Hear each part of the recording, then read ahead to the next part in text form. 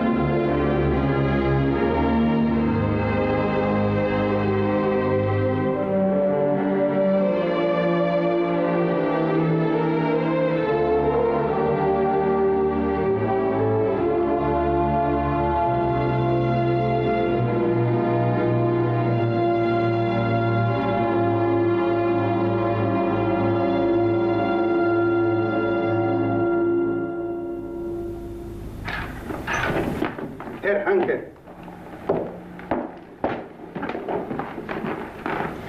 Siegfried Handke, wie befohlen zur Stelle. Seien Sie nicht so formell, Herr Handke. Sie sind ohnehin nicht wegen militärischer Angelegenheiten hier. Einen wunderschönen Rubens haben Sie hier. Kennen Sie es? Ja, natürlich. Bitte setzen Sie sich. Ich nehme an, Herr Handke, dass Sie wissen, wer Ambroise Vollard ist. Besser gesagt, wer er war. Er ist 1939 gestorben und war einer der größten französischen Kunstsammler. Er hat Picasso, Flamenc und Cézanne entdeckt und ihre ersten Ausstellungen organisiert. Sie entschuldigen mich. Einen kleinen Moment. Ja, Sie haben hier einen wunderschönen Veronese. Tja, aus dieser Ausstellung wollte ich vor einigen Jahren einen Renoir kaufen. Aber der Herr Reichsmarschall kam mir leider zuvor. Bitte. Danke. Vielleicht wissen Sie, was nach seinem Tode mit dieser Sammlung geschehen ist. Nein, ich habe keine Ahnung.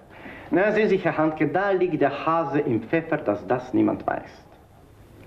Wir haben alles versucht, um Sie zu finden, aber alle Spuren haben sich verloren. Wir haben den Verdacht, dass Sie den Juden in die Hände gefallen ist. Herr Handke, Sie werden nach Paris reisen, die Sammlung ausfindig machen und natürlich die besten Stücke davon in den Besitz des Reiches bringen. Aber diese Kunst gilt doch bei uns heute als entartet und ist verboten. Ich habe einige sehr wertvolle Stücke davon im Keller liegen. Augenblicklich brauchen wir diese andere Kunst, die die Moral und das nationale Selbstbewusstsein hebt. Aber nach dem Endsieg, da werden wir uns diesen ästhetischen Kunstwerken zuwenden. Es freut mich, das zu hören, Herr Oberst. In dieser Sammlung befindet sich ein Bild, das für Herrn Reichsmarschall Göring ganz besonders interessiert. Das sind die Ballerinen in Blau von Edgar Degas. Ich kenne das Bild. Ich habe es 1933 in Paris gesehen. Sehr gut. Herr Handke, für jede weitere Hilfe wenden Sie sich an die Gestapo, an die SS oder an die Wehrmacht. Für diese Aufgabe werden Sie den Rang eines Majors der Wehrmacht übernehmen. Und wenn wir mit dem, was Sie zustande bringen, zufrieden sind, wird das Herr Reichsmarschall sehr zu schätzen wissen. Ich werde mich sehr bemühen, Herr Oberst. Darauf können Sie sich verlassen. Hier ist die persönliche Vollmacht des Herrn Reichsmarschalls, von ihm selbst unterschrieben. Viel Glück. Danke.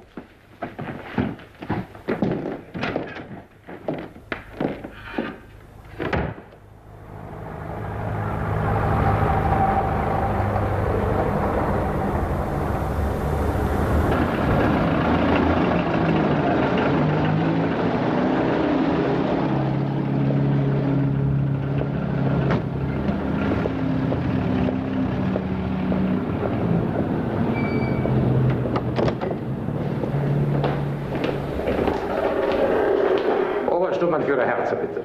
Moment, danke. Obersturmbannführer Herzer, für Major Hanke.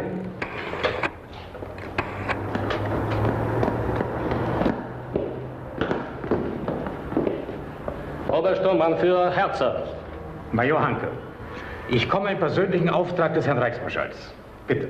Ich stehe dem Herrn Reichsmarschall und Ihnen zur Verfügung. Bitte, Sir. Danke.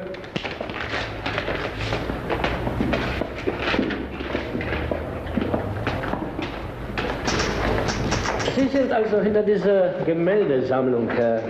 Interessant. Und was kann ich für Sie tun? Ich bin am Haus von Vollard vorbeigegangen, aber da ist ja keiner mehr. Aber es gibt einen Mann, der sehr viel weiß. Er war der Majordomus von Vollard, ein gewisser François Yvette. Wenn Sie mir den finden können, wäre ich Ihnen sehr dankbar. Finden wir. Bitte. Danke. Und wenn wir diesen François Juvet, François Yvette. und wenn wir ihn finden, sollen wir ihn mit unseren Methoden vernehmen? Nein, keinesfalls. Der Reichsmarschall hat größte Diskretion angeordnet. Sie wissen ja, wie das Erscheinen Ihrer Leute auf die Menschen hier wirkt. Dass wir sympathisch sind, das wissen wir selber. Suchen Sie mir aus der Kartei François Yvette heraus. Yvette.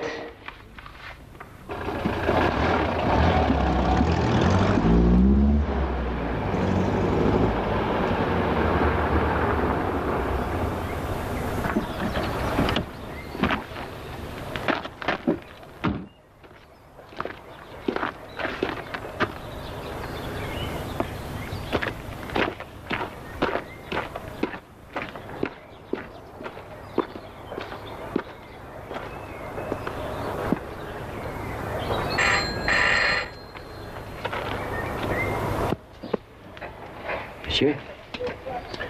Est-ce que François Yvette appétit? Oui, monsieur, c'est moi-même. Un moment.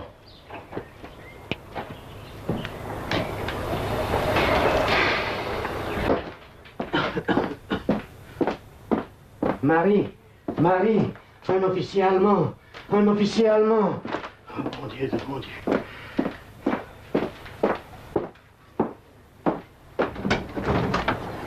Qu'est-ce que vous voulez, monsieur? Une information, monsieur. Je vous en prie. Merci.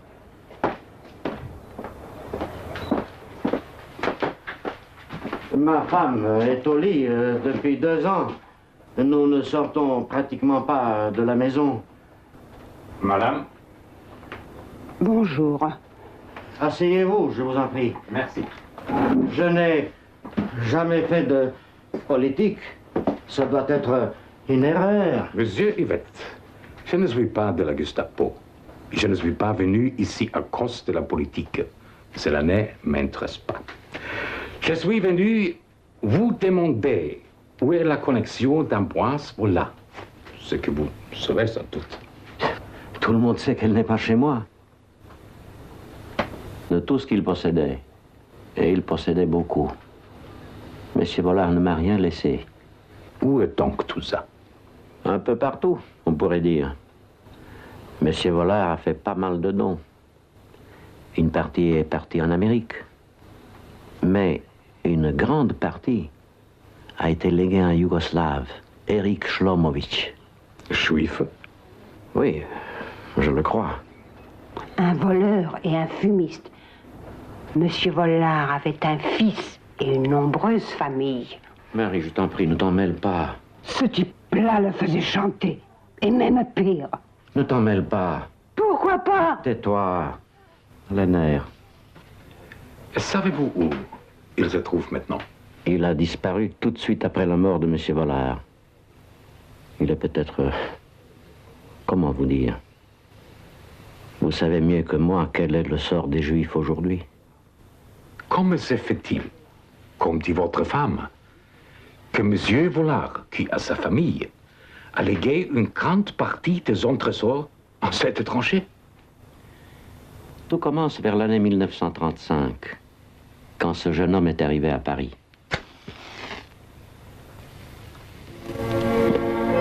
Oui, 1935.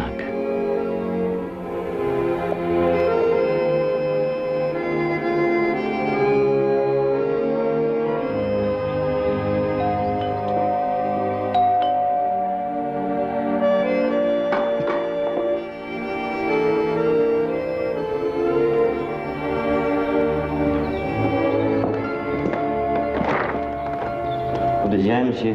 Je viens voir Monsieur Vollard. Je regrette, mais Monsieur Vollard ne reçoit personne ces jours-ci. Mais monsieur, je fais tout le chemin depuis Belgrade uniquement pour le voir. Je regrette, monsieur. Monsieur, j'ai son invitation signée pour Monsieur Vollard. Tenez. Ah bon? Attendez un moment.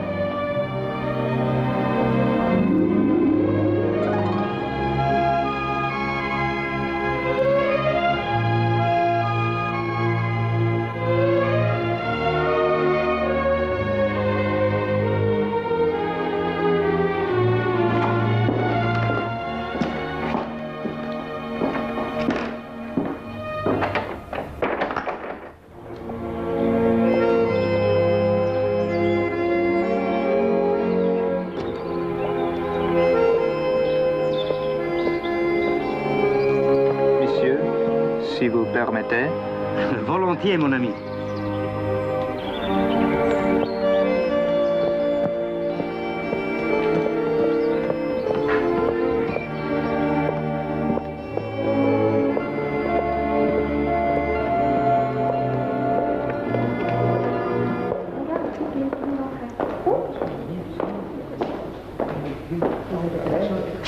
Merci, monsieur. Attendez un peu.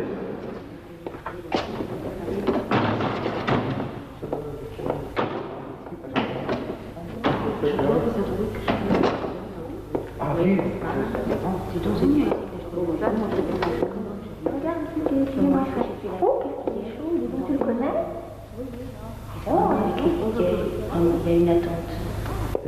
Alors, ils sont venus ici, ils sont venus tout à fait. Ah oui.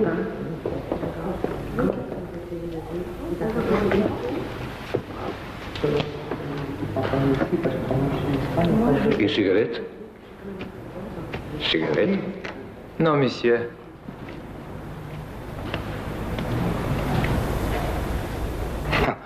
Enlevez-moi ça. Ça n'est que de la merde. Je pense que tu es d'accord.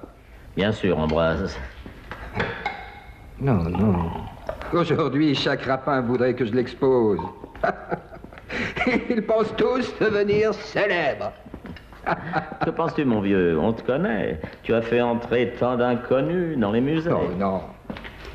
Est-ce que je t'ai parlé du cher ami, le conservateur du musée du Luxembourg, quand pour la première fois je lui ai... Mais oui, oui. Quand je lui ai... Non! Je lui ai demandé de prendre un tableau de Cézanne. Il m'a dit, aujourd'hui, Cézanne, demain... Van Gogh. Mon Dieu. C'est pas mal. Pas du tout. J'achète. Comment est-ce que vous essayez de faire vivre?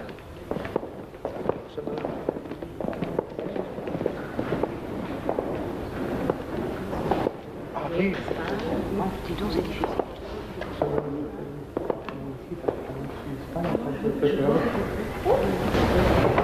Oui.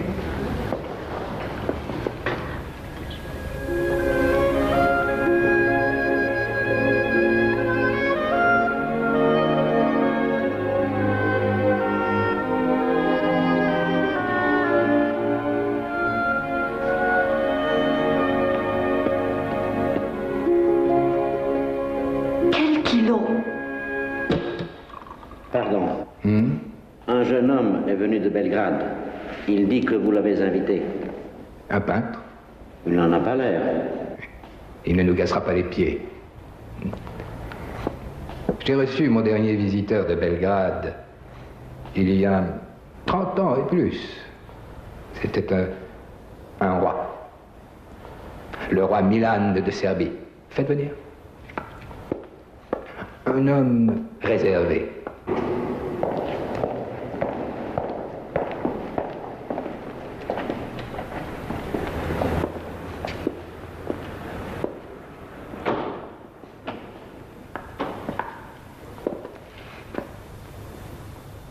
Bonjour, jeune homme. Bonjour, monsieur.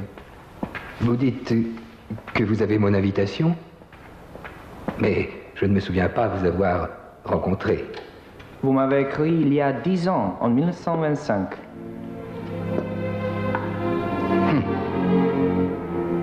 Intéressant. C'est vraiment moi qui l'ai écrite. Écoute. Cher jeune ami, apprenez, cultivez-vous, et quand vous serez grand, je serai heureux de vous recevoir si vous venez à Paris. Et ma signature. Seulement, je ne me rappelle plus à quel propos.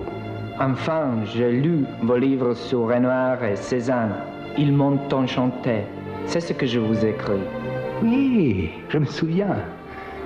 Vous avez dit que vous voudriez faire comme moi quand vous serez grand. Ce qui m'a surtout plu dans votre lettre, c'est que vous ne demandiez rien. Vous êtes grand maintenant. Voyons si vous avez appris quelque chose. Vous peignez peut-être? Non, monsieur. Pour la peinture, je n'ai pas la main. Mais j'ai l'œil. Je crois. L'œil. Que disait Renoir à propos de l'œil? Il disait en voyant la lune, qui était d'une éclatante blancheur, « Regarde, gars, comme il y a du rouge là-dedans. » Comme c'est bien dit.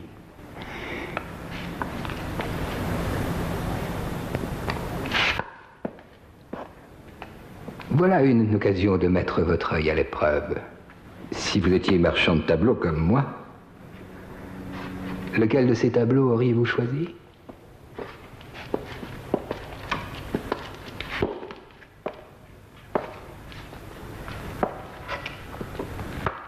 Je vous en prie. Oh, merci.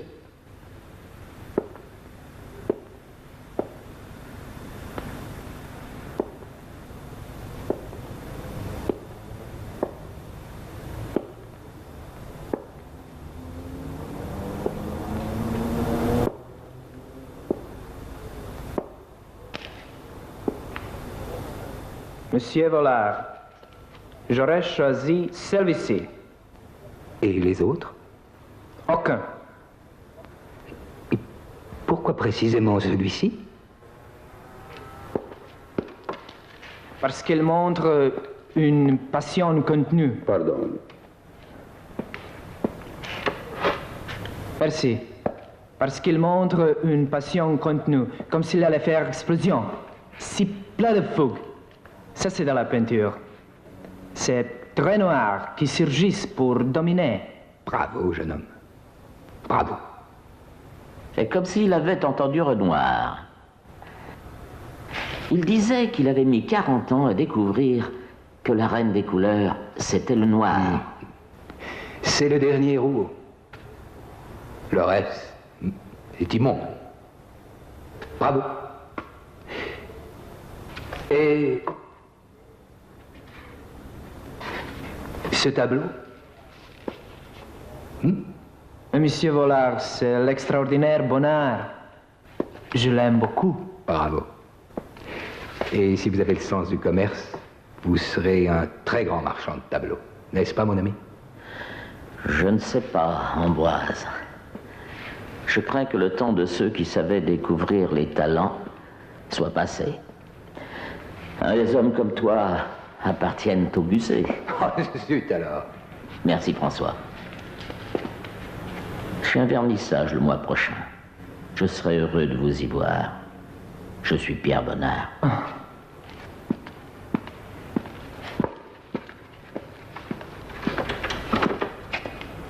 Vous voyez, je l'ai découvert, lancé, et voilà qu'il m'envoie déjà au musée. Asseyez-vous, jeune homme.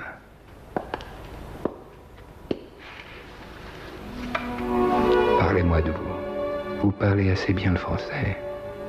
Oui, mais avec un accent.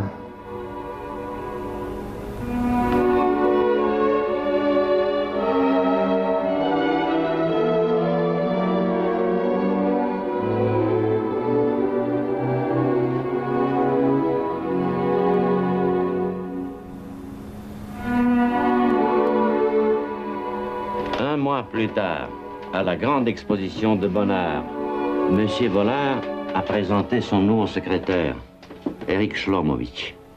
Il a dit qu'il était devenu son bras droit.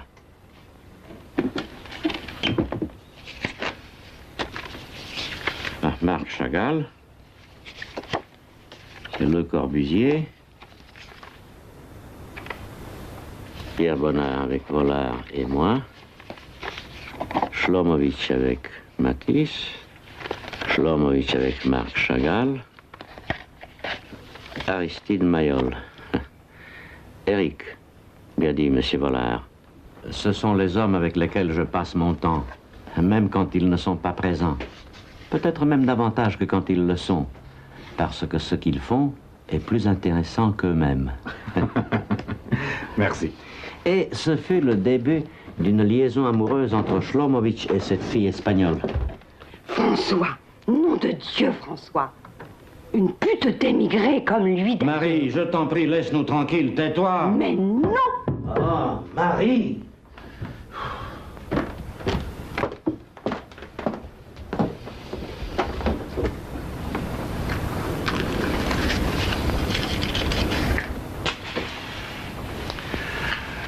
Mais dites-moi, quelle était la réaction de M. Vollard vis-à-vis de cette liaison? Il était, comment vous dire, énigmatique. Un grand homme. Grand homme! Oui, un grand homme. Mais je n'étais pas là pour juger d'un tel génie. Un génie. Oui, oui, un grand génie. Shlomovitch. Parlez-moi de Shlomovitch. Il était déjà secrétaire de M. Vollard, quand un jour il reçut la visite de cette fille, Juana. Juana. Comme vous le voyez, je suis ponctuelle comme la mort. Je viens chercher les dons pour ce mois-ci. Ah, j'ai déjà tout préparé pour vous. Ah, je vous présente un nouveau donateur, M. Shlomovitch. Je vais aller chercher vos enveloppes. Ah, c'est vous. Toutes mes félicitations. Tous les peintres parlent de vous. Je m'appelle Juana Martinez. Excusez-moi pour l'autre jour. J'en suis désolé. Si vous êtes peintre, vous me verrez encore nue. Peut-être. Non, non. Je ne suis pas peintre, mais j'aime l'art. Qu'importe, vous l'aimez. Et moi, il m'a fait vivre. Pas très bien d'ailleurs. Pourquoi êtes-vous venu à Paris? Le charme de la France? Non, non, mademoiselle, pas du tout. C'est la peinture qui m'a fait venir ici. Que veut dire la peinture pour vous? Vous qui ne faites pas de peinture. Le plaisir de regarder ou la possibilité de faire fortune? Je voudrais bâtir un musée dans mon pays. Le musée de l'Est et de l'Ouest, où l'on exposerait les œuvres de deux mondes. Et à votre avis, les deux mondes, grâce à vous, pourraient se rapprocher? Oui, je le crois. Savez-vous quelle est l'une des plus belles éditions de Monsieur Vollard? Non. Les fables de La Fontaine qu'il a fait illustrer par un Russe, Marc Chagall. Voilà, de la part de M. Vollard, 500 francs. Et moi, 10 francs, comme d'habitude. Merci, Yvette. Et dites merci, Monsieur Vollard. Bien sûr. Je fais la collecte pour le volontaire espagnol. Je compte aussi sur votre aide. Oui. Si vous voulez, je vais vous présenter un tailleur, un grec, qui vous sera utile. Allons-y.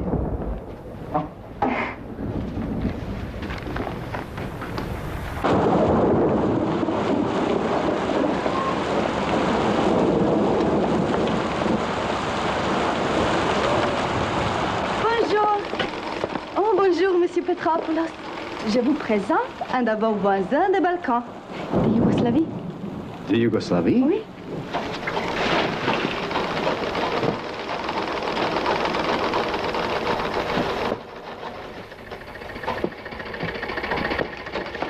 Dobar dan. Kako ste? O, pa vi dobro govorite moj jezik. A pomalo, pomalo. Živeo sam u Skoplje, Beograd, Zagreb. Je vois que vous vous entendez bien sans monnaie. Mais je dois vous prévenir, Monsieur Petropoulos, que Monsieur Schlamovitch est le nouveau secrétaire de Monsieur Vollard. Oh, c'est vous? Félicitations. Je dois aussi dire à Monsieur Schlamovitch ce qui fait la célébrité de Monsieur Petropoulos. Une toile pour un frac, un pastel pour un costume, une aquarelle pour une veste, un dessin pour un pantalon. Ce que disent les mauvaises langues de Paris. Monsieur Schlamovitch voudrait voir votre collection et moi votre don pour ce mois-ci. Tout de suite. Gospodine Šlomović, bilo bi mi jako drago ako imate nešto staro, klasika, pa da možemo da menjamo. Ovo moderno slikarstvo, znajete, meni pomalo strano. A šta da se radi? Ne može da šivam odelo na Ingres i Delacroix kad oni odavno mrtvi. Merci. Je vous quitte. J'habite à l'hôtel Idéal. Si vous passez par là, venez me voir. Avec plaisir.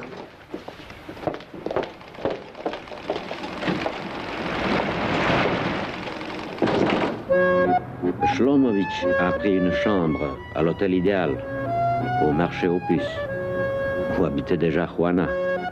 Une liaison durable s'est établie entre eux. Et M. Vollard, il voulait savoir pourquoi ils habitaient dans un trou pareil. Et il m'a envoyé sur place. Elle me plaît énormément, elle est très belle. Madame, Monsieur Shlomovitch, s'il vous plaît. Chambre 6. Merci.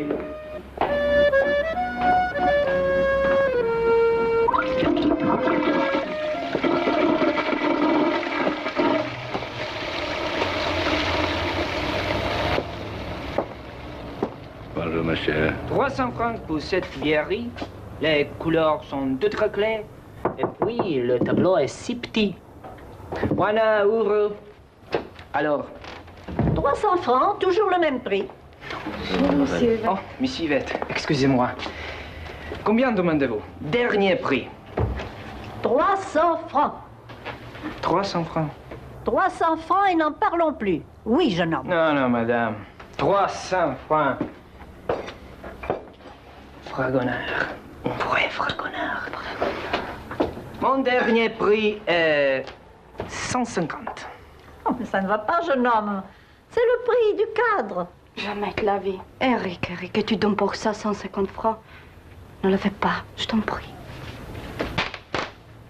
Eh bien, 250. Mais non, pas question. Je vous offre 200 francs. Eh bien, d'accord, prenez-le. Et que le diable vous emporte. 200 francs. Au revoir. Madame, tenez, pour vous. 20 Oh, francs. merci. Mais ces tableaux, c'est bien à vous. Oh, mais dites donc, vous me prenez pour une voleuse. Ah, ça, c'est un peu fort. Oh non, non, Quelle madame, audace. non, c'était un plaisir de vous voir.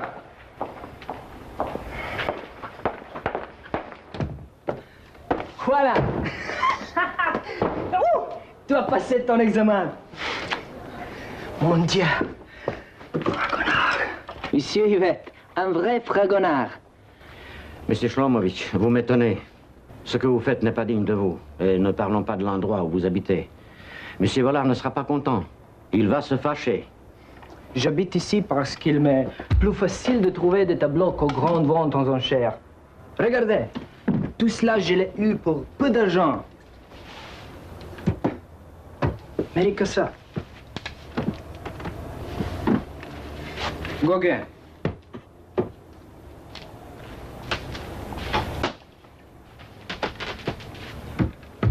Utrillo.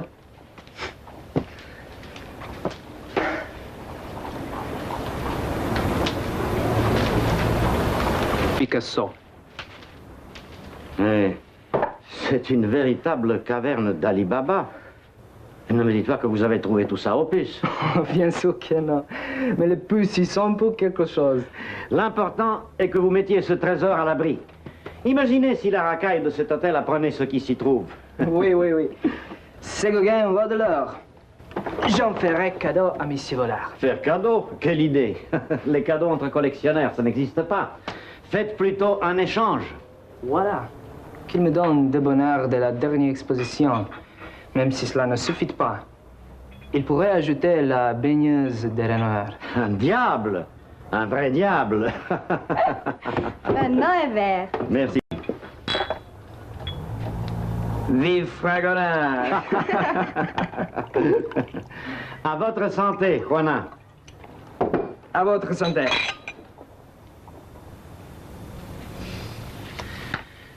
Il savait que la fin était proche, que tout était définitivement fini.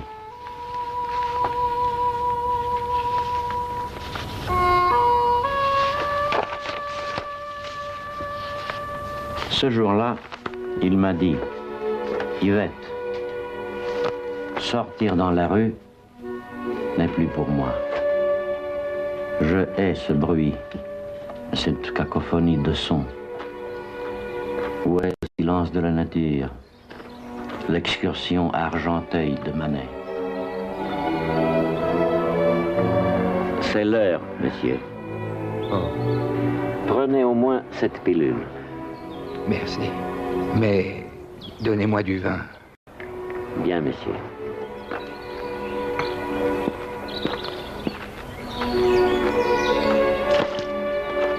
Eric, Yvette ne comprend pas que ce qu'il fait est une pure perte de temps. Où en étions-nous? Quand vous avez été congédié. Congédié, oui.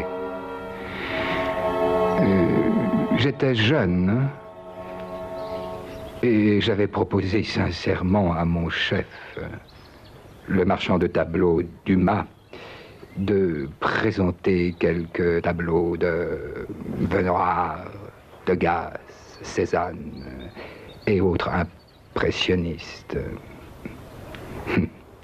Le lendemain, il m'a congédié. Je me souviens, il m'a dit, écoutez, mon cher Vollard, nous nous quittons bons amis, n'est-ce pas? Quand vous parlerez d'impressionnisme, je compte sur votre loyauté pour dire que je déteste ça.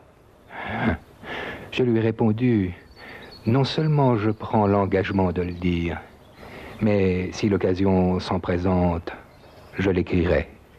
Je tiens ma parole, Éric. Et maintenant, je sens que l'époque me dépasse. Mais monsieur Vollard, malgré tout, votre œuvre restera marquée dans l'histoire. Mais comme témoignage d'une espèce qui a disparu.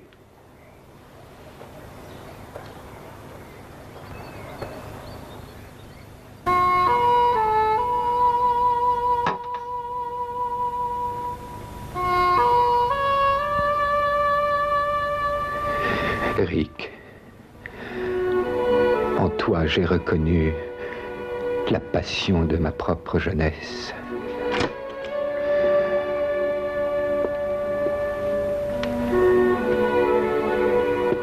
C'est l'heure de vos médicaments, monsieur.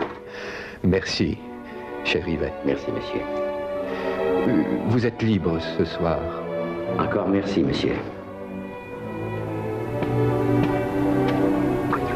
Éric, ne me quitte pas. Reste près de moi cette nuit. D'accord. Je dois passer un coup de fil d'abord. À Roanna. Non, Éric. Non.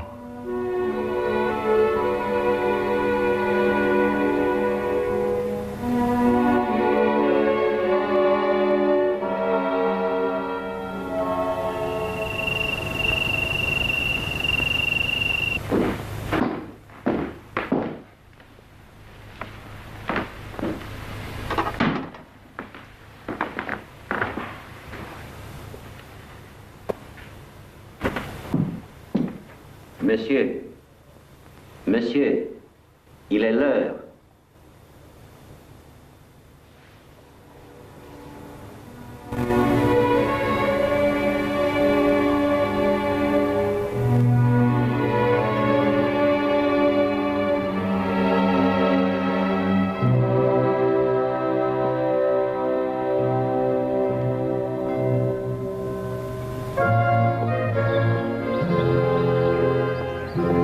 Chère Ambroise, hier encore tu me disais, l'art n'est jamais fini. Donnez un morceau de fer à Gauguin, il en fera un bijou. Et tu étais le premier à le voir. Il fallait de l'audace pour faire une exposition de Cézanne en 1885, en ignorant le mépris, les moqueries des puissants de l'art. Même Zola, l'ami de Cézanne, ne croyait pas en son art. Mesdames et messieurs, il était le plus grand collectionneur de tableaux de France, le dernier enthousiaste du métier. Avec lui meurt toute une époque, l'époque des audaces en art.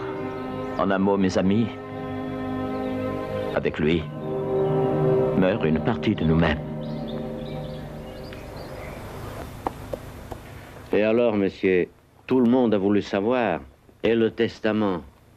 Et monsieur Bonnard a lu le testament. Et pourtant, ça ne se fait pas d'habitude. Selon le désir du défunt, nous allons lire son testament. Tous mes biens immobiliers, je les lègue à ma famille. Une partie de ma collection, à laquelle j'ai consacré ma vie, je la lègue à mon collaborateur et ami, Éric Slomovitch. Ce sont mes dernières volontés. Ambroise Vollard.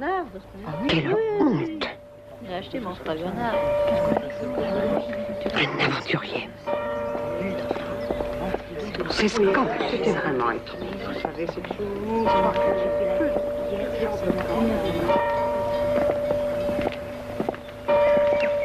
Éric, oublie ce que tu viens d'entendre. Es-tu conscient de ce que tu es devenu ces derniers jours?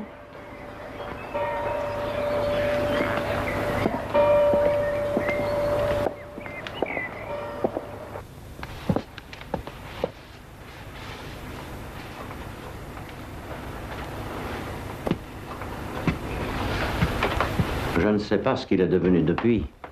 C'est la dernière fois que je l'ai vu. Et Juana? Je suppose qu'elle est partie avec lui. Et où ailleurs? Le voleur et la pute? Belle association. Je t'en prie, Marie, dors, dors. Vous ne savez vraiment pas où ils sont. Je n'ai aucune raison de vous mentir, monsieur. Qui peut le savoir? Je ne sais pas, monsieur. Chagall est en Amérique. Matisse et Le Corbusier n'en savent pas plus que moi. Je regrette. Bon, merci pour cette information intéressante. Madame. Monsieur.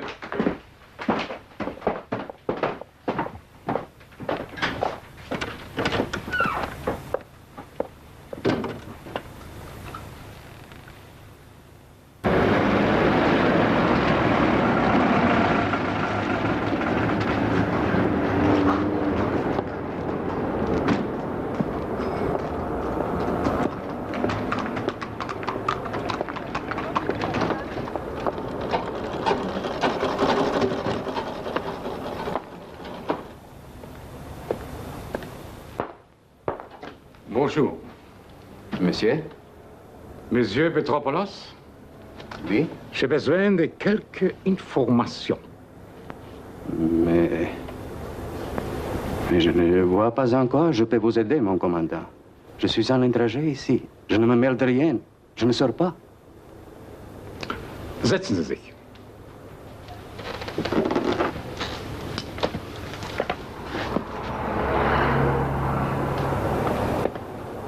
Monsieur Petropoulos, Eric Slomovitch venait souvent ici pour échanger des tableaux, n'est-ce pas?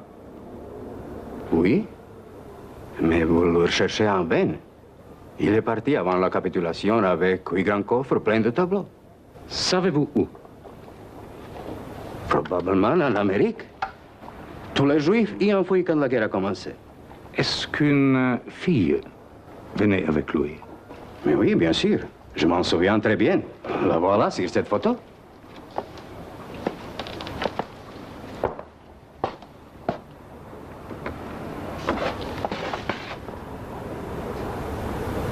Les danseuses en bleu étaient quand?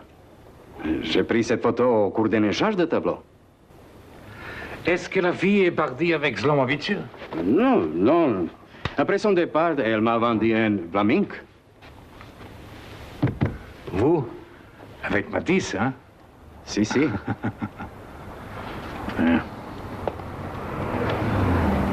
Reprenez votre place.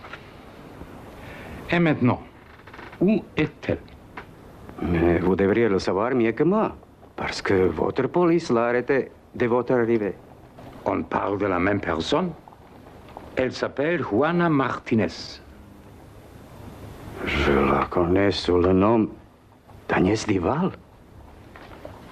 Agnès Duval. Je la prends. Merci.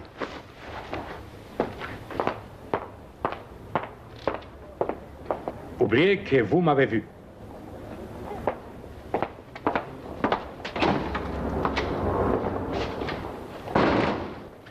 Diese Agnès Duval ist irgendein Malermodell. Wir haben sie eingesperrt, weil wir bei ihr Material der Widerstandsbewegung gefunden haben. Wir haben sie vernommen, ich übrigens auch. Entweder ist sie ein ausgekochtes Luder, oder sie weiß tatsächlich nichts.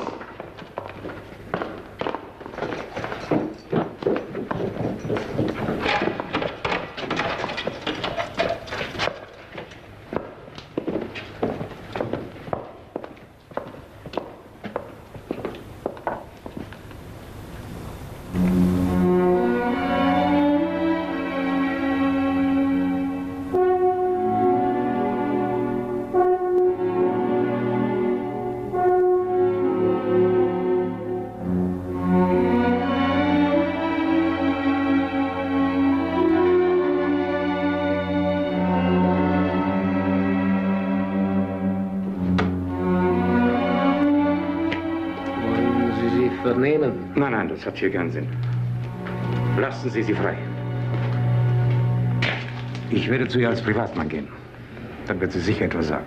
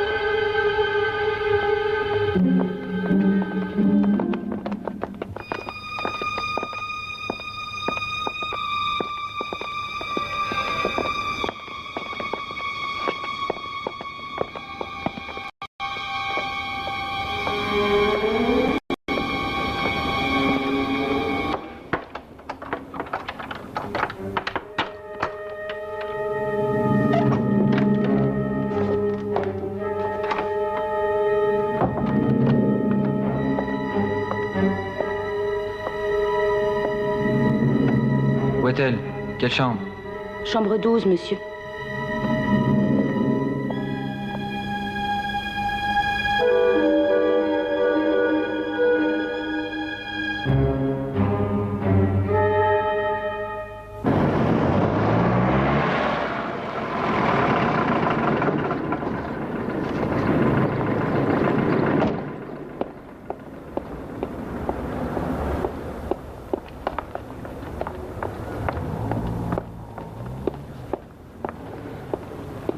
Ici, parce que comme je suis d'Espagne, Moi, je dois vous avouer. Oui. Moi, j'ai fait la queue hier. Au 12. Vraiment avec les tickets, et vraiment, il y a une attente. Mais alors, le marché noir, dis donc, ça coûte plein de train. Tout à fait. Vous avez fait la chance.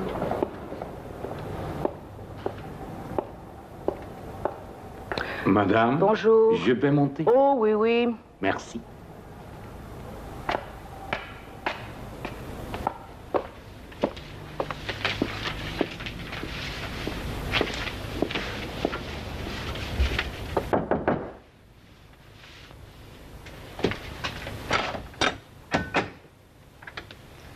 Mademoiselle Juana Martinez? Non, monsieur. Vous vous trompez. Je suis le cousin d'Eric. Eric? Je connais pas d'Eric. Je m'appelle Agnès Duval. Et à ceux qui vous ont envoyé, vous pouvez dire que j'ai dit tout ce que je savais. Mademoiselle, je suis Isaac Mandelstein, le cousin d'Eric. Je cherche Eric. La dernière fois, il m'a demandé de lui vendre ce tableau. J'ai refusé. Et maintenant? Quel malheur. Un bon art. Peut-être le meilleur. Vous voyez la couleur, la composition. Fantastique, fantastique. Eric doit l'avoir. Où est Eric? Mais Eric a quitté Paris depuis longtemps. Depuis longtemps. Mon Dieu, mon Dieu, mon Dieu. Quelle époque. J'ai une photo de vous deux. Il a oublié une fois, c'est moi.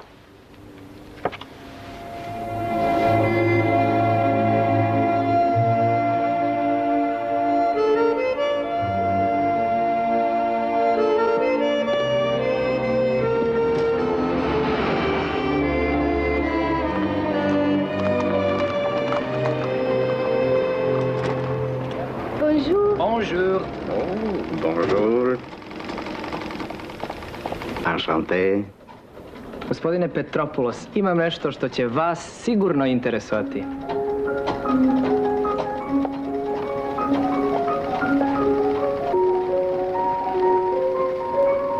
Allez, 3 cafés, s'il vous plaît.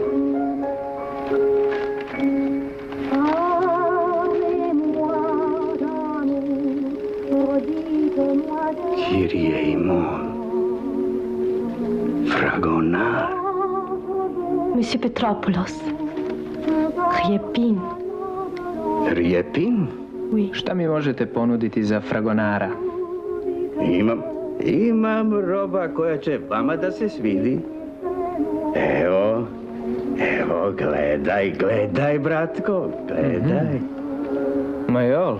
Njega menjao. 2 kaputa, jedne pantalone. Još jedan majol? Oui, et nouveau. Renoir? Une esquisse, mais excellente. Matisse? Dobro, uzimam Renoira, Chagala i ostalo. Pristajem. A šta mi možete ponuditi za Riepina? Evo, mogu vam ponuditi jedan modern kaput. Engleski tweed. Sekretar da Monsieur Vollard mora biti dandy obučen. Vest. Nemojte me zasmijavati, gospodine Petropoulos. Sova. Evo, dodajem ušte i pantaloni. Pravi, kvalitetni, iz Italija flanel. Ne dolazi u obzir. Merci. Gospodine Petropoulos, mene zanimaju samo slike. Izaberite, gospodine Šlomović.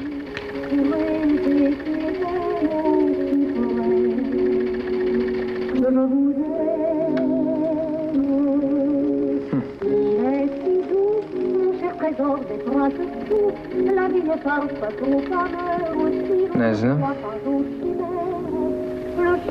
Možda ova. Ako mi dodate ušte 10.000 franci. U redu.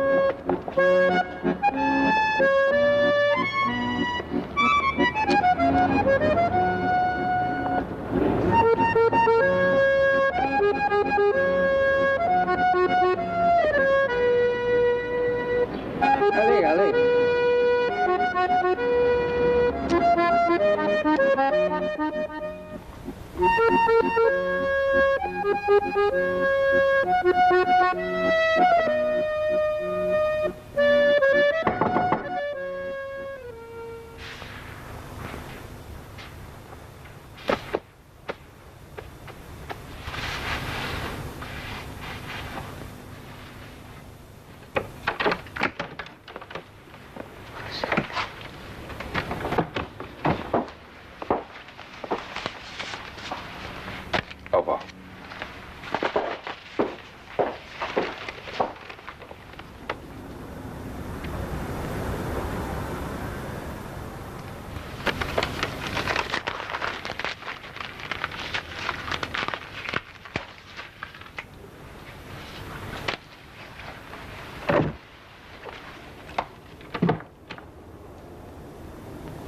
C'était qui? Laisse tomber. Je ne voudrais pas t'inquiéter. Donne-moi à boire. Merci. Je t'aime beaucoup. Donne-moi le tableau de dégâts. Dégâts? Pourquoi? Pour le vendre, j'ai besoin d'urgence de 200 000 francs. Le vendre? Jamais. Je dois avoir cet argent. Je ne peux pas tout expliquer. Mais si demain je ne l'ai pas, un groupe de réfugiés espagnols sera ramené à Barcelone. Est-ce que tu te rends compte de ce que ça représente pour mes compatriotes? Juana, si j'avais autant de liquide, je te le donnerais tout de suite. Mais le tableau, je ne peux pas, je ne peux pas. Le tableau est plus important que moi, que tant de vie humaine. Et tu me parles d'amour. Et que voudrais-tu? Que je brise mon propre rêve? Mon rêve devient réalité. Tu comprends? Réalité. Le tableau, non. Je ne peux pas donner le tableau. Le musée est déjà une réalité. Tu comprends? Il ne me faut plus rien de toi. Je m'en sortirai comme je le peux. Merci.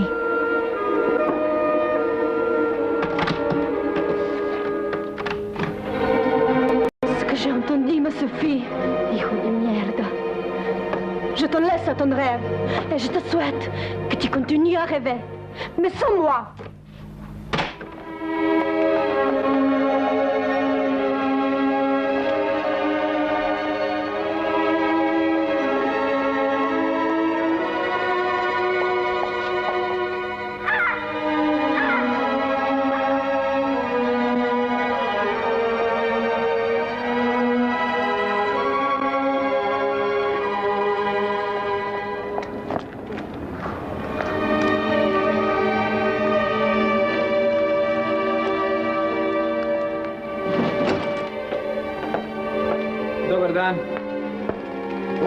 Dobar dan, gospodine Erik. Gospodine Petropoulos, hitno mi treba 200.000 franaka. Za njih vam mogu ponuditi ovaj prsten i ovaj zlatni sat.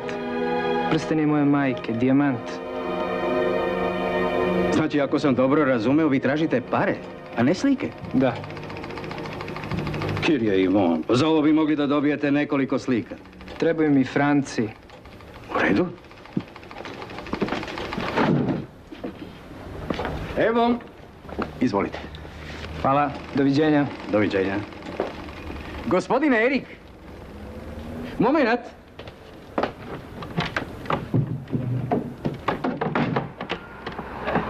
Šta kažete, a? Kakav bonar. 200.000 franci. Odlična je. Eto, bratko, za vas samo 150. Pogledaj kakva lepota. Platite, nosite. Još vam ostane 50.000 franci. Ne, pa.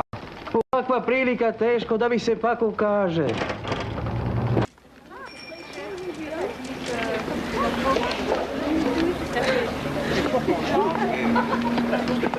Si nous allions prendre cette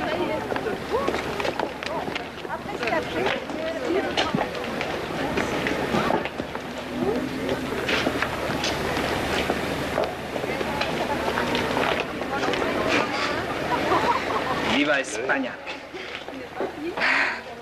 Merci. Tu as fait une bonne chose.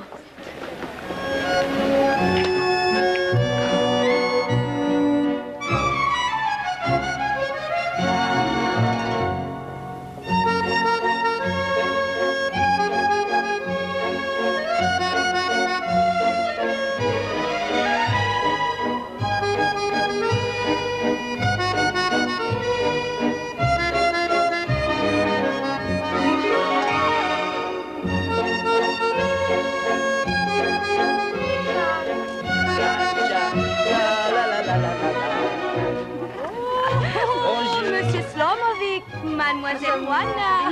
Venez. Oh là là. Après la pluie, le beau temps, hein.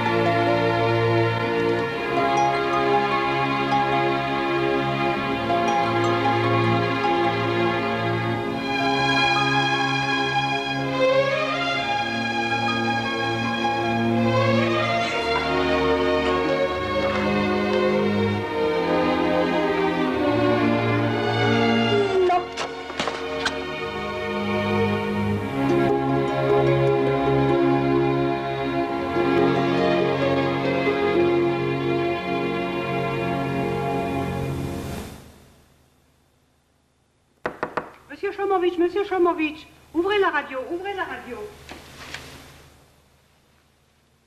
Monsieur François, écoutez les nouvelles.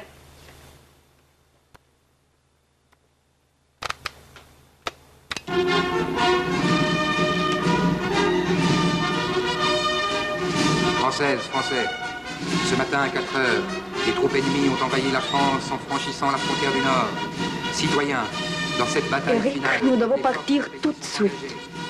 Impossible. De la volonté de tous, de courage et de votre détermination. Pas encore, je ne suis pas prêt. Le commandement suprême des armées vous demande... Qu'est-ce qu'il te faut encore, Eric?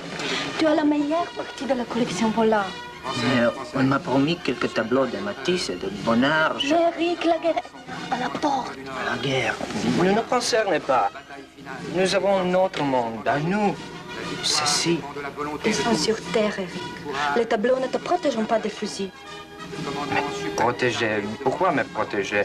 Je n'ai rien fait à personne. J'aime l'art. Je ne fais pas de politique. Tu oublies ce qu'ils font aux Juifs. Ils ont quelque chose contre les Juifs allemands. Ils n'ont aucune raison de toucher les autres. Si tu ne penses pas à toi, pense à moi. Tu as raison. Nous partons demain. Français. Ce matin à 4 heures, les troupes ennemies ont envahi la France en France.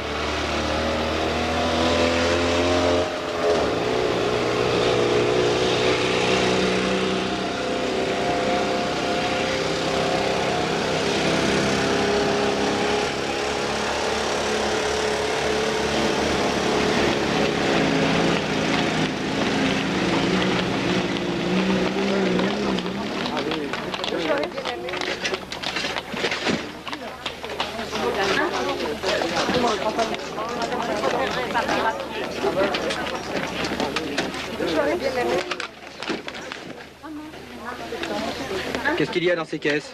Des tableaux? Vous avez des certificats de douane? Oui, j'ai aussi les certificats de propriété.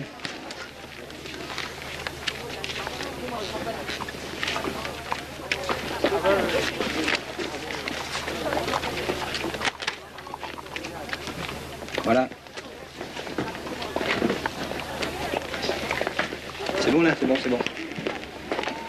Les passeports, s'il vous plaît. Merci.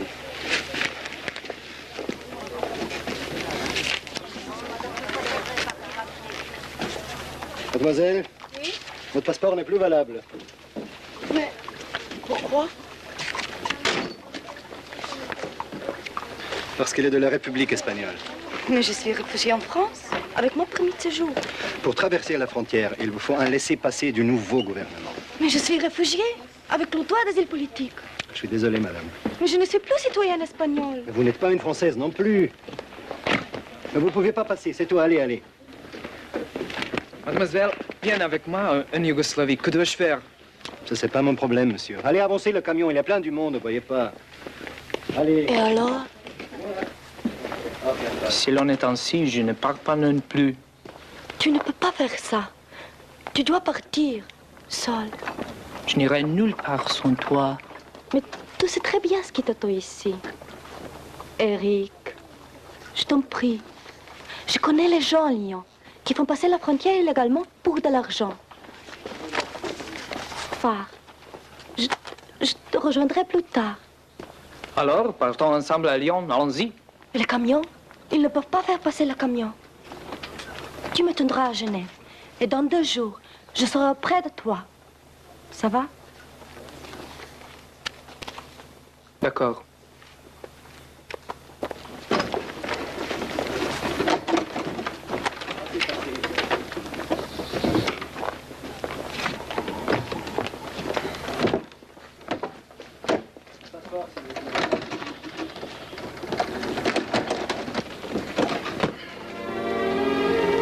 Prends cet argent, Sevlaming. Tu en auras besoin pour les gens de Lyon.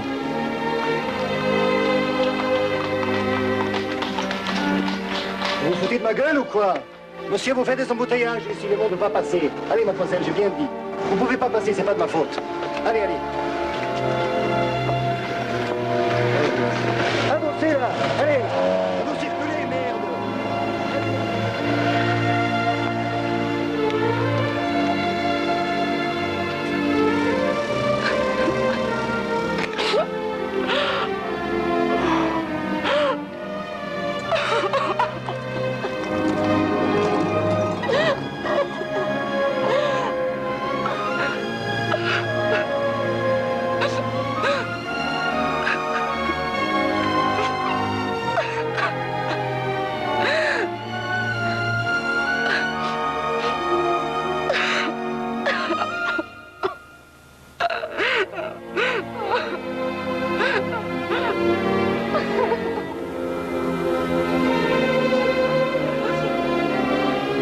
Et les gens de Lyon, je les ai inventés pour le convaincre de fuir. 2 jours plus tard, la France a capitulé. Et lui ne pouvait plus revenir. Je ne sais pas. Il a peut-être essayé. Je le connais, il a essayé. Ah, cette guerre, cette guerre.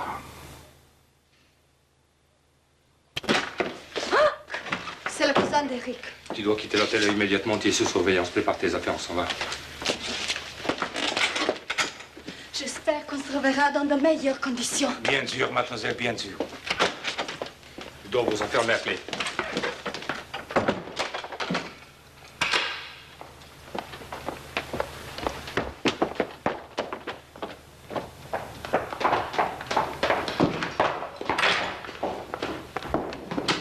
Monsieur?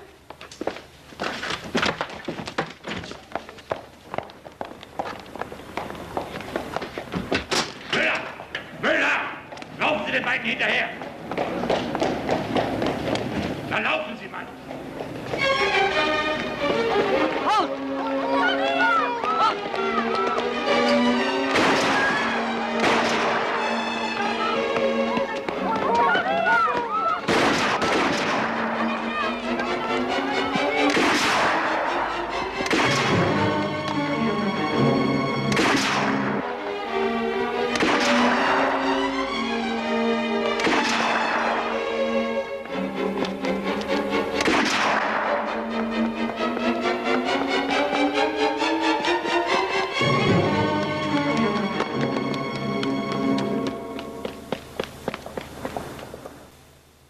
Hanke. Alles, was Sie mich hier abgetischt haben, sind ganz gewöhnliche dilettantische Geschichten. Gut. Sie werden nach Bega fahren, aber diesmal möchte ich Resultate haben. Sie können gehen.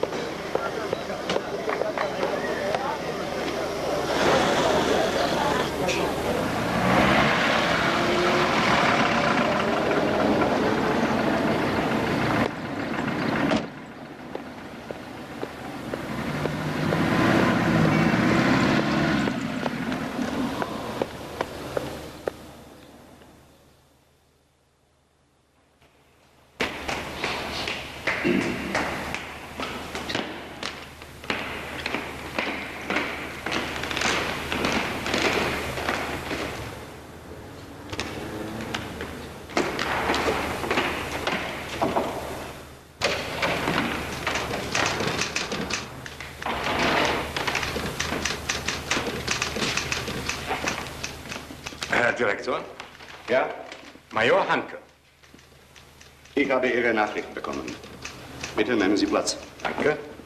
Sie haben ein schönes Museum. Das ist das Verdienst von Prinz Paul Karađorđević. Das Museum trug vor dem Krieg auch seinen Namen. Lassen Sie uns für ein paar Minuten allein gehen. Sagen Sie, wie kommt es eigentlich, dass Sie auf Ihrem Posten geblieben sind?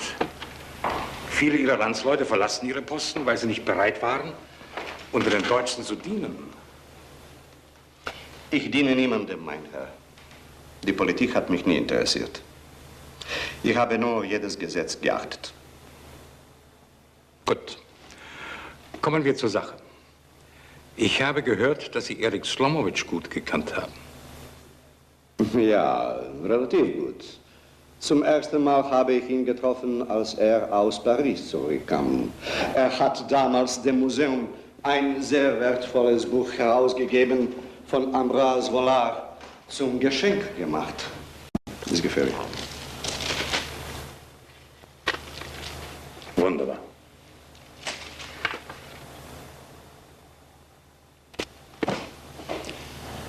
Ich brauche von Ihnen eine genaue Information.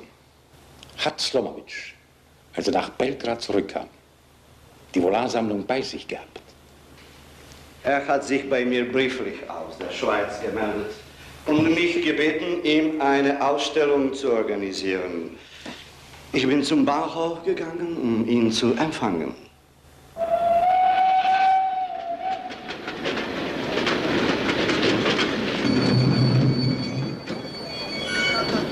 Mama!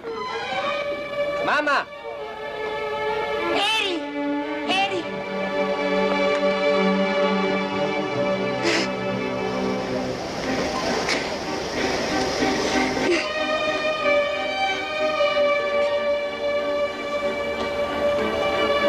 Mama, nemoj.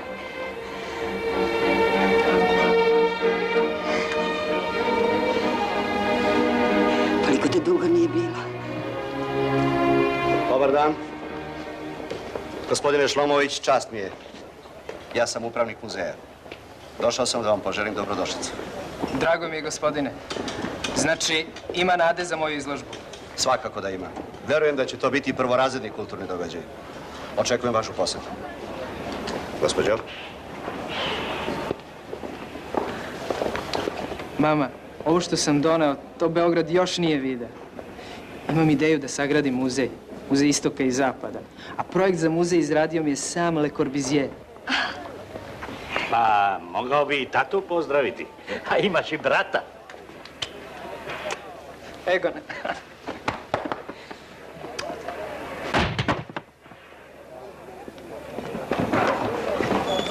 Stani, stani! Za Boga miloga, stanite malo! Pazite! Egone!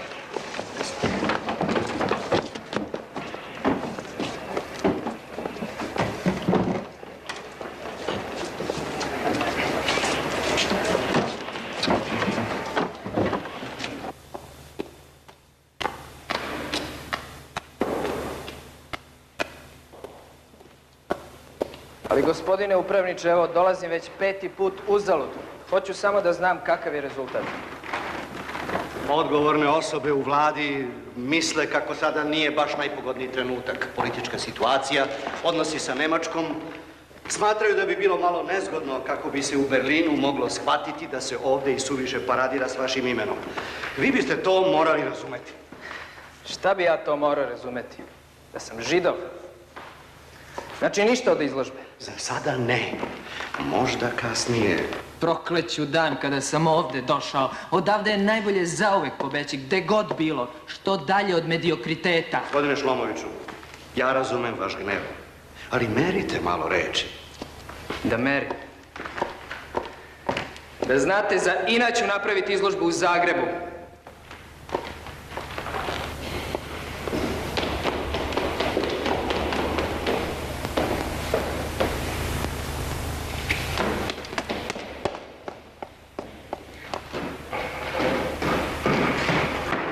Gospodine upravniče, da vam kažem nešto.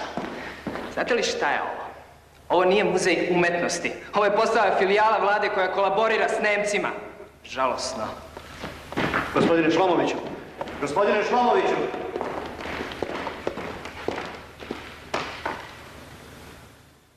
Und so wurde am 24. November 1940 die Ausstellung im Zagreb Haus der Bildenden Künste eröffnet. Als die Regierung durch den Militärputsch gestürzt wurde und der Dreierpack gelöst war, habe ich Schlomowitsch in sein Haus aufgesucht. Ich wollte ihm den Vorschlag machen, die Ausstellung sofort zu organisieren. Ich versuchte ihn über den Schreiner Reitsch. Dieser Schreiner macht für Museum die Rahmen. Aber ich habe Schlomowitsch nicht mehr angetroffen.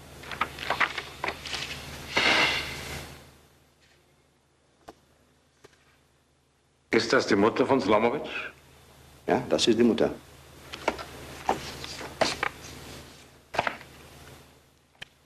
Die Mutter vor den Ballerinen in Blau. Ja, mein Herr. Und Sie haben sich nicht mehr erkundigt, wo er sein könnte? Nein. Der Krieg hatte bereits begonnen. Ich habe angenommen, dass er sich irgendwo außerhalb Belgrad in Sicherheit gebracht und die Sammlung mit sich genommen hat.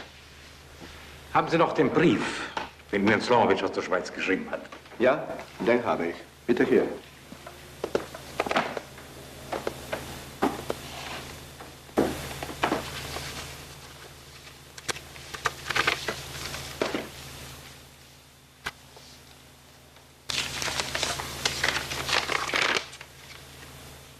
Erik Slomowitsch. Herr Major. Gut. Sehr gut gemacht. Nikola Reitsch. Gut.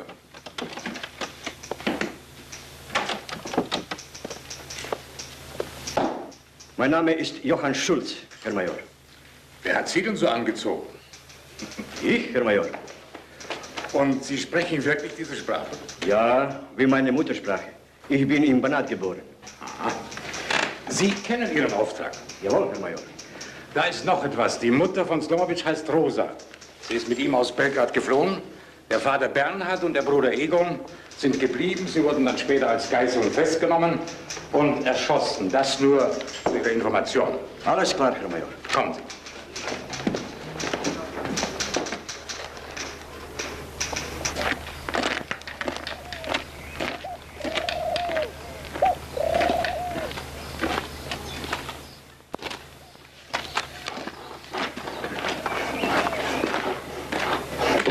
Prijatelju, jesi ti Nikola Rajić, stolar? Ne, ja sam kazandžija. Kako bre kazandžija kad vidim drvetom radiš? E pa kad vidiš, što onda pitaš?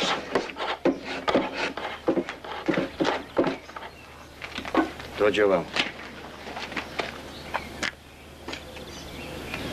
Šalje me Gosen Erik.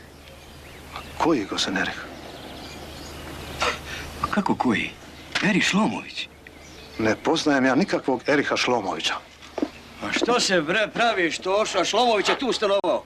Čovjek ti lepo šalje sir i slaninu, a ti kao ne znaš ko je on. Ma kome ja govorim? Tebi ili onom drvetu? Pa lepo sam ti rekao da ne znam. Slušaj, prijatelju, jebe se meni i za tebe i za njega. Evo, šalje ti ovo. A evo ti njegovo pismo. I nosite se obojica u...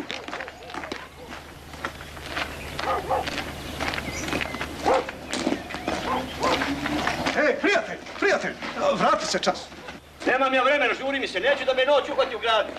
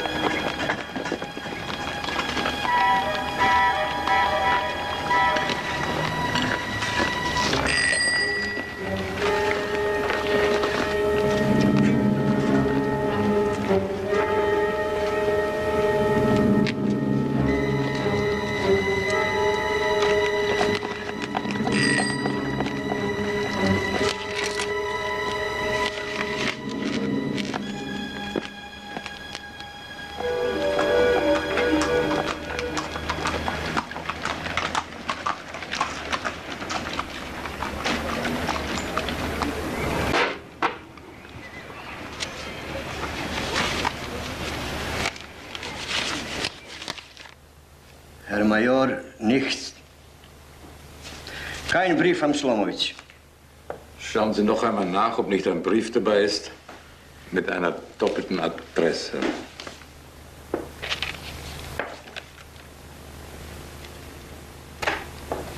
Ja, da ist einer. An Dusan Spasic für einen Johann. Machen Sie ihn auf.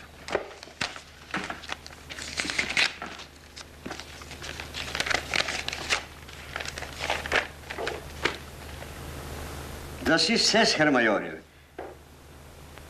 Dankt für den Speck und den Käse. Sobald ich sie beschaffen kann, sende ich dir die Medikamente für die Mutter. Jetzt haben wir die Adresse, Herr Major. Geben Sie her. Wohin geht dieser Brief? Nach Bacina. Bacina.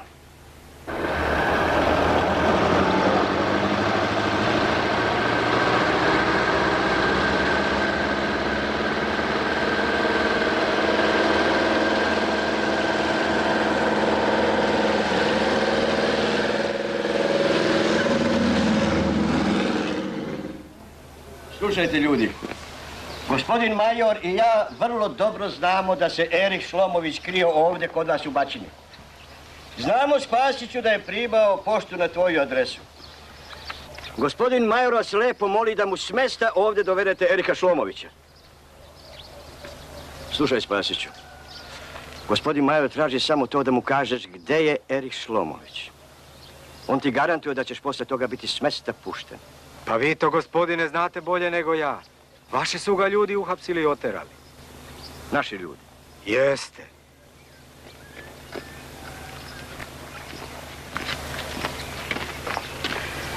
Spasić sagt, unsere Leute haben Šlomović verhaftet. Fragen Sie, wann das war. A kad je to bilo? Gospodine, negde krajem septembra. Ende September. Fragen Sie, wo die Mutter von Slomowitsch ist.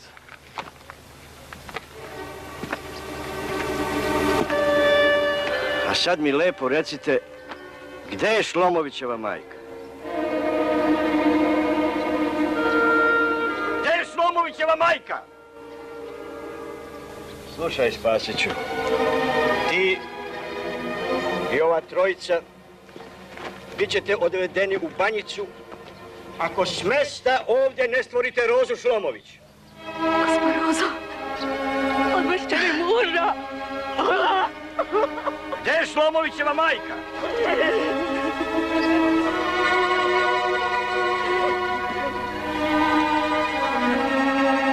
Ich bin Rosa Schlomović.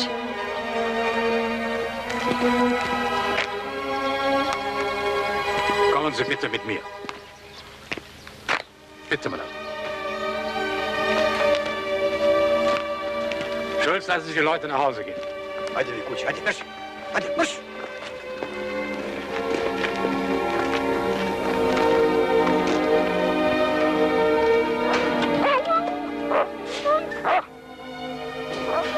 Wo wollen wir uns denn setzen? Vielleicht hier. Bitte, nehmen Sie Platz. Frau Slomowitsch, ich habe erfahren, dass man Ihren Sohn verhaftet hat. Bitte sagen Sie mir ganz genau, wann und wie sich das zugetragen hat.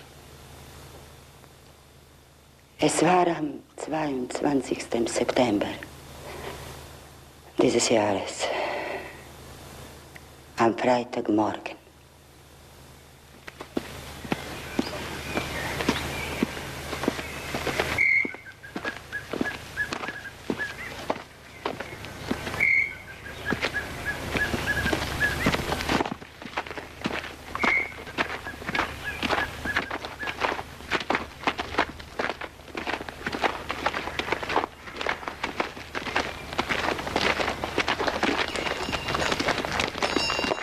Halt!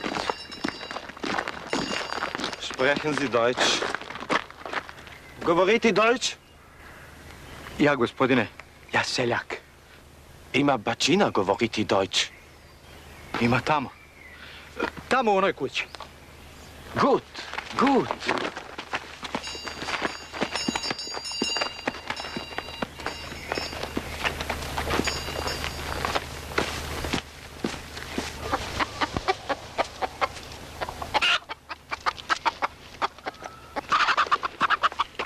Rosa, Nemci!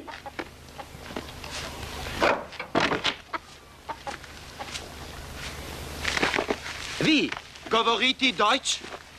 Ja, ništa Deutsch. Nix. Nix. Halt! Halt! Erik! Warum laufen Sie weg? Sprechen Sie Deutsch? Ja, ich spreche. Gott sei Dank. Endlich einer, der Deutsch spricht. Sagen Sie mir bitte, wo endet ja diese Landstraße? Sie ist nicht auf der Karte, aber dort führt sie weiter zum Juchergebirge. Sie sprechen sehr gut Deutsch.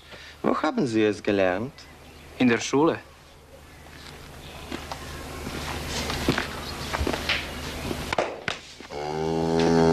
Und was soll dieser Modell darstellen? Wissen Sie, das ist schwer zu erklären. Ich sehe, Sie arbeiten nach einer Skizze. Aber warum fällt es Ihnen schwer, mir das zu erklären? Glauben Sie, dass ich blöd bin? Nein, aber es ist nicht leicht. Das ist nur eine Vision. Aber das würden Sie kaum interessieren. Sie verbringen den Krieg ja herrlich. Wir halten unseren Kopf hin und Sie haben Ihre Visionen. Sind Sie nicht zufällig Jude?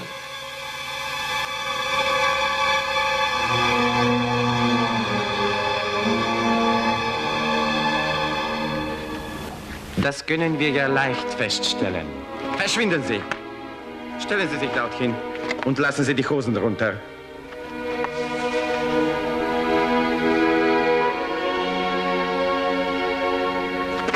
Aufhalten!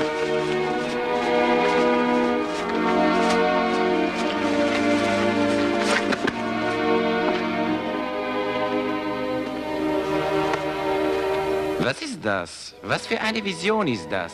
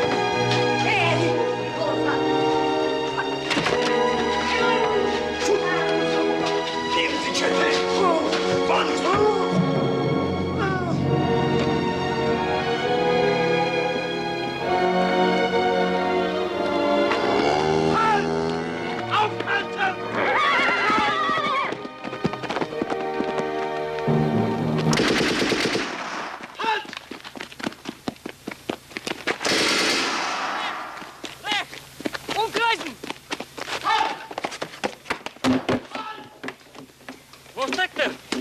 Da oben.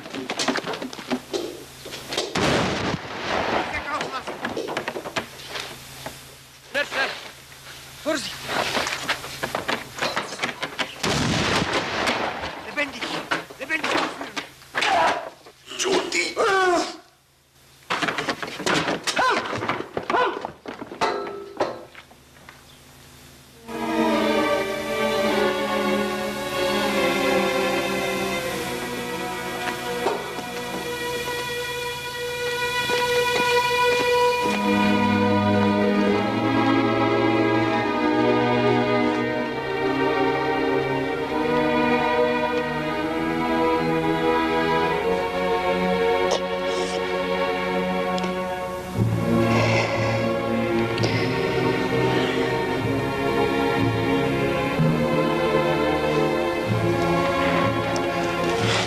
Frau Slomowitsch, Sie wissen sicher, wo diese Sammlung ist. Ja, ich weiß es. Sehen Sie, ich bin Kunstliebhaber, genau wie Ihr Sohn. Diese Sammlung hat einen unermesslichen Wert. Sie darf nicht verloren gehen. Bitte sagen Sie mir, wo diese Sammlung ist. Von mir werden Sie nichts erfahren. Ich hänge nicht mehr am Leben. Bringen Sie mir meinen Sohn lebend zurück. Und ich sage Ihnen, wo diese Sammlung ist. Kann ich gehen? Tja, natürlich.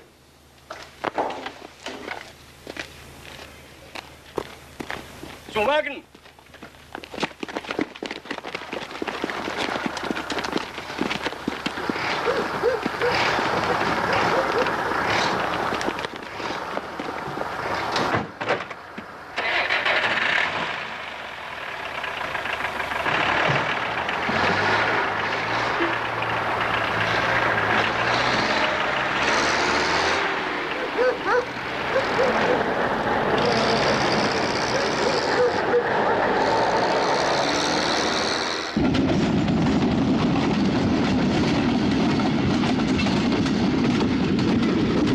Es gibt ja leider keine Stelle, in der alle deportierten Juden nach Namen, Geburtsdatum und Länder zusammengefasst sind. Wir wissen ja nicht einmal, wie viele Männer, Frauen und Kinder es sind. Wir müssen alle Lager systematisch durchsuchen lassen. Das ist die einzige Möglichkeit, Slomowitsch zu finden. Und ich muss ihn finden.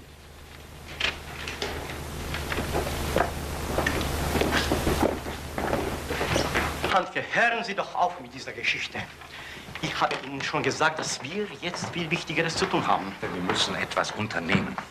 Es handelt sich um unermessliche Werte. Aber um Himmels Willen, Handke, Sie wissen doch, dass die Russen zu unseren Grenzen zudringen und dass die Amerikaner und die Engländer in Normandie gelandet sind.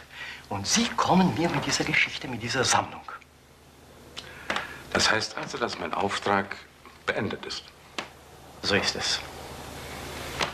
Ich glaube, wir haben uns verstanden.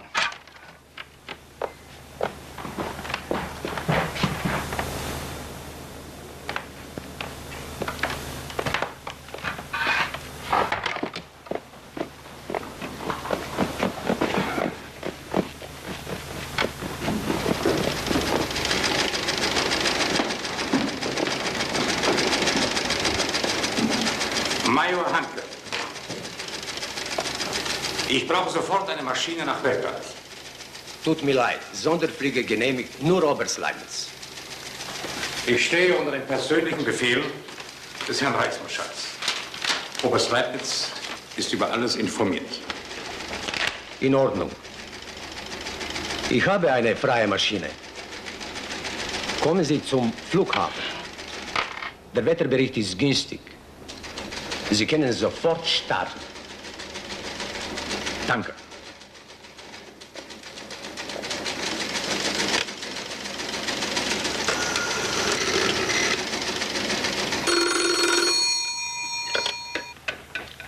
Hallo? Hauptmann Koch. Bestätigen Sie bitte den von Ihnen angeordneten Sonderflug nach Belgrad. Aber was für ein Flug denn? Ich fliege nicht nach Belgrad. Ich wisse nicht, wer dahin fliegen sollte. Was sagen Sie? Major Handke? Wann? Gerade eben. Einen Moment. Bleiben Sie am Apparat, ja?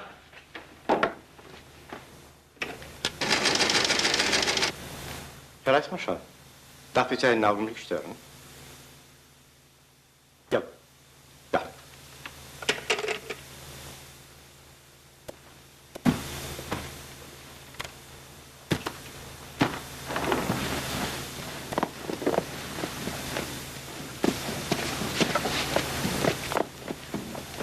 Leibniz, die Gestapo in Belgrad soll Hanke einfangen, aber knallhart. Jawohl, Herr Reichsmarschall.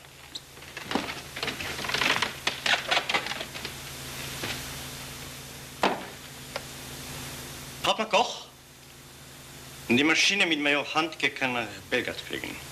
Verstehe.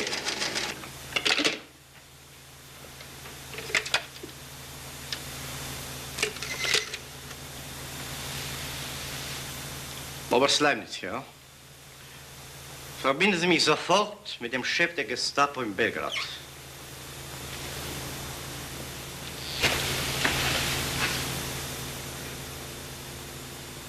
Ja?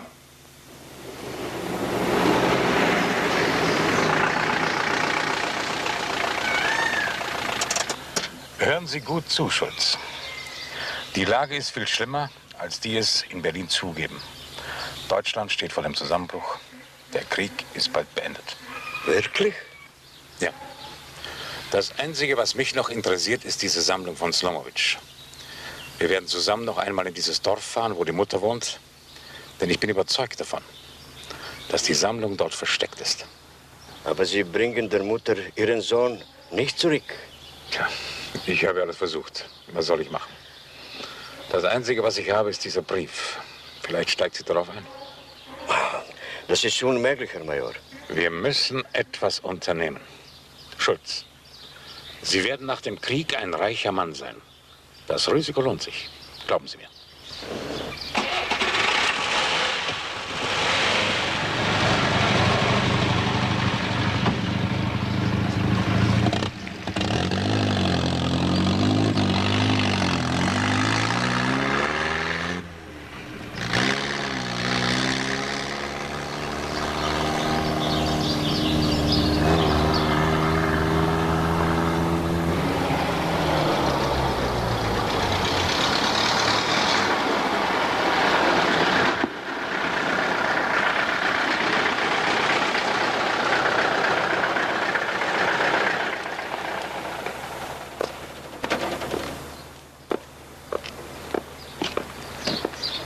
Ihren Passierscheine.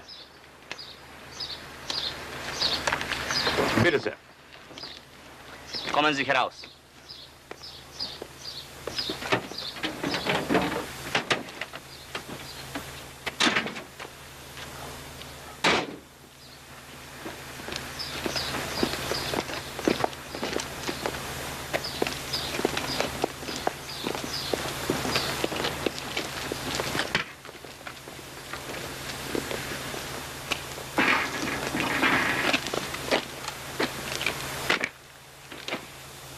Sie sind also Major Hanke. Ja, das bin ich.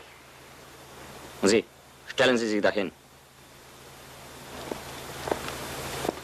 Es freut mich, Sie kennenzulernen, Herr Major. Wann haben Sie Belgrad verlassen? Ich bin im persönlichen Auftrag des Herrn Reichsmarschalls unterwegs. Lesen Sie. Ich kann nicht lesen. Ich bitte Sie um Respekt. Nehmen Sie Haltung an, wenn Sie mit mir reden. Herr Major, Sie sind verhaftet. Halt! Halt!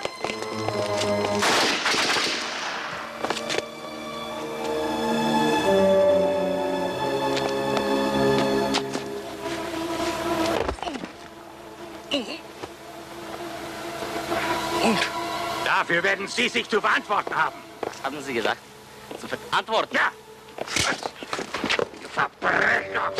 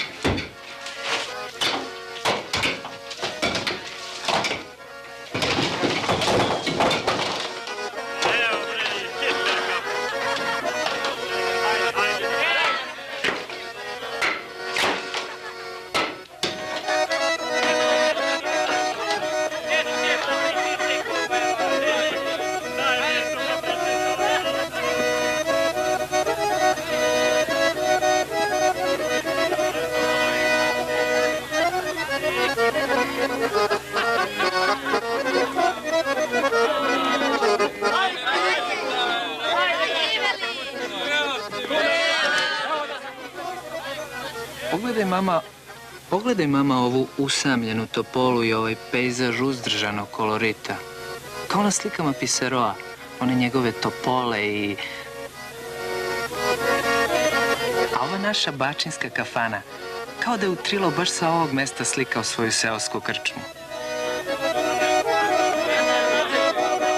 Ajde, gospa Rozo, da i mi popijemo po jedno. Za vaš srećan put i brzi Erihov povratak. Živjela.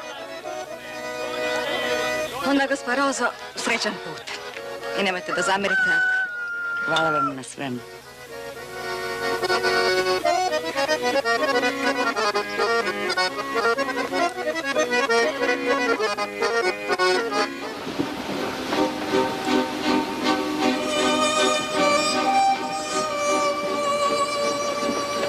I znaš, mama, ako se meni nešto, šta znaš, desi, treba da daš kolekciju ljudima koji će ostvariti ono što i ja želim.